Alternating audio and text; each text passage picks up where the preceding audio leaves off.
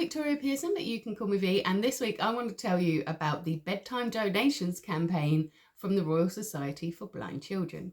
The other day, my friend Sassy Wyatt, who long-term watchers might remember from when she came on here to talk about her book, The Smart Marketer's Guide to Digital Accessibility, went on BBC Radio, and she was there talking about the bedtime donations campaign. It is such a cool thing. I immediately wanted to get involved with it.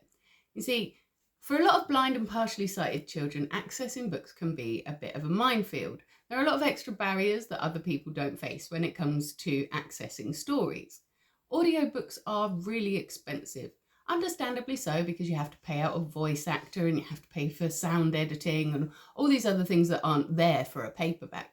But it means that it pushes the average price of an audiobook way beyond pocket money prices and beyond the reach of a lot of families who are financially struggling at the moment. If your child is blind or partially sighted, but they still want to enjoy a book independently without your input, that can become very expensive very quickly, or you can end up having to choose from quite a limited selection that might be available in a local library. And the same thing goes for if a child isn't blind or partially sighted, but maybe they are dyslexic or have another learning difficulty that makes it very difficult for them to read alone. Maybe you as a parent yourself are dyslexic or blind and you would like to sit down and share a story with your child, but there's just too many barriers in the way for that. That is what the Bedtime Donations campaign is all about. The Royal Society for Blind Children have come up with this excellent idea to make audiobooks accessible to all children, and I am absolutely loving getting the chance to get involved. Literally all you have to do is download this app. There's a yellow square background with a black silhouette of a book on it, so you should be able to find it quite easily in the App Store. You download that and it will give you two options, listen or donate. If you click listen, it's going to take you through to all of the stories that are currently available on the app, and you can just listen for free with a click of a button without having to pay a subscription. You don't have to download anything else. You don't have to spend time downloading the story before you can play it. You literally just press play and someone will start talking to you and telling you the story.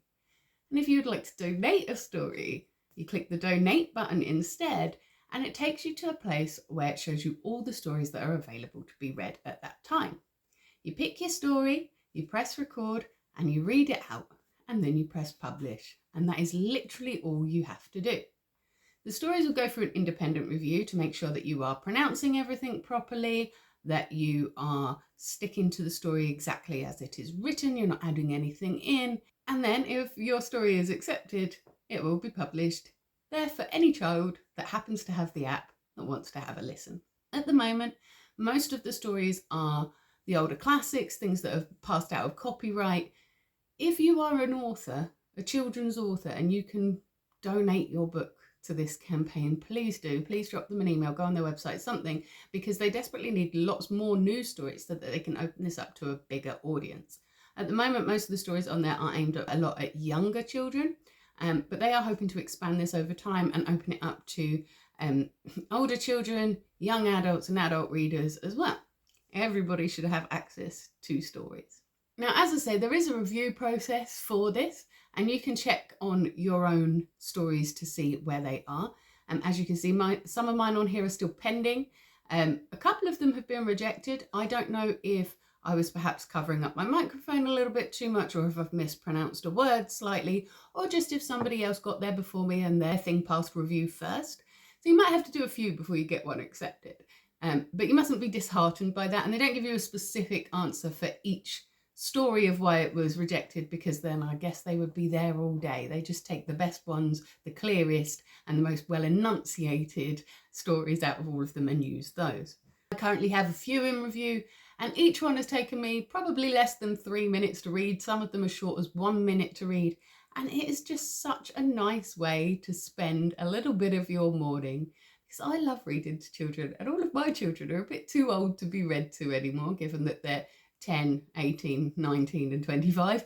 And so I don't really get a chance to sit and read stories to little children anymore. And so it was really, really lovely to get a chance to read some of the old classics. I was reading some of Aesop's fables.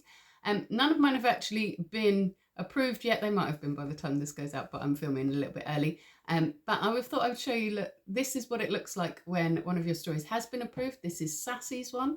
And here's her reading Goldilocks and the Three Bears. She was called Goldilocks. So this is something that I think is such a great campaign. It would only take a couple of minutes for us to donate to the campaign, and it costs absolutely nothing, but you could make a blind or partially sighted child so happy by getting to share one of your favourite classic children's stories with them. And I think that's such a beautiful thing. I would love it if you guys would go and donate stories to them or listen to stories on the app as well, because the more popular it is, the more people will get involved, the more stories will be on there, the more variety will be available for these children. And wouldn't that just be a beautiful thing? Every child should have access to bedtime stories. Every child should be able to enjoy literature on their own as well as with their parents. And I just think it's such a great thing to break down barriers of disability and finance all at the same time. It's a complete level playing field for anyone. Any child can pick up this app and listen to stories. And I just think that that is a beautiful, beautiful thing. So I warmly encourage you to go and have a look. It's rsbc.org.uk. You can find out more about it, or you can just search bedtime donations in your App Store or your Apple Store, and it should come up with you. The logo, once again, to remind you, looks like this. And the app itself is just so simple to use. Even a technophobe like myself can be recording a story within just a couple of seconds. And I just think that is such a good thing. So I warmly encourage you all to go out and do that this week. It is going to make you feel good. It is going to make the child feel good. And we're all going to feel good about ourselves together. And what a brilliant way to spend the day that is. And it's something that you can do on a 15-minute break in between doing other things without it really disrupting your life. You don't need any special equipment. You just need your phone. You don't need a special place to sit. You just need to find somewhere quiet. And you don't need to be a brilliant actor, a brilliant voiceover person. You just need to be able to read a story with a bit of expression in it. And I think a lot of us can do that to help out those that can't. Also, if you do end up doing it, please let me know, because I would love to hear that I have influenced you into doing a really nice thing for somebody else. It would be a beautiful thing if we could just fill up this place with stories. And don't be disheartened if you download the app and there are no stories available to donate. They put new ones up on there all the time, and they will notify you to let you know when there's a new story available. So you don't have to go in and keep checking it. You'll get a notification to say that there's stories available, and you can go in there and there'll be lots to choose from. It has a small card at the beginning that gives you a small summary of what goes on in the story, help remind you what the story is, and then all you have to do is read it exactly as it's written. Join me on Monday for my next vlog. Not quite sure what I'm doing yet, hoping that I'm going to be able to take you out somewhere, but it really is very weather dependent this week because it has been absolutely belting it down here for most of the week. Either way though, I will be here every single morning in your shorts, taking a great big deep breath, letting you know what I'm grateful for, sometimes letting you know what's challenging me that day. And I'm also here on a Witchy Wednesday doing an intuitive tarot card pull for you as well. As always, if you would like a private reading that I don't put on YouTube, come to my Ko-fi, book me on my readings, and I will do a personal reading just for you.